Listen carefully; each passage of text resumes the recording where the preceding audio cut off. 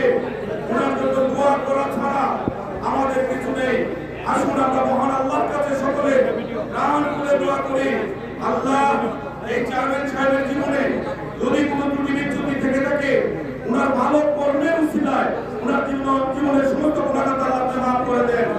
আল্লাহর কাছে জান্নাতুল ফেরদৌসের মেহমান হিসেবে গ্রহণ করুন। এই মৃত্যু থেকে আমাদের শিক্ষা আছে, যে লোকটি আইন শৃঙ্খলা নীতিকে ধ্বংসগ্রহণ করেছে, সামাজিক সালিস বিচার করেছে, এই লোকটা আসরের নামাজের পরে অসুস্থ বোধ করলে হসপিটালে নিয়ে শেষ রক্ষা হলো না। এই দিনটি আমাদের জন্য অপেক্ষা করছে। আসুন আমরা যতদিন বেঁচে থাকি বেশি বেশি আল্লাহকে স্মরণ করি, ভালো কাজের অংশীদার হই। আমরাও এই দিনের জন্য সবাই অপেক্ষা করছি। আল্লাহ যেন আমাদের একটি সুন্দর ইমানি মোড় নসিব করেন। সবাই ভালো থাকবেন। আসসালামু আলাইকুম ওয়া রাহমাতুল্লাহ।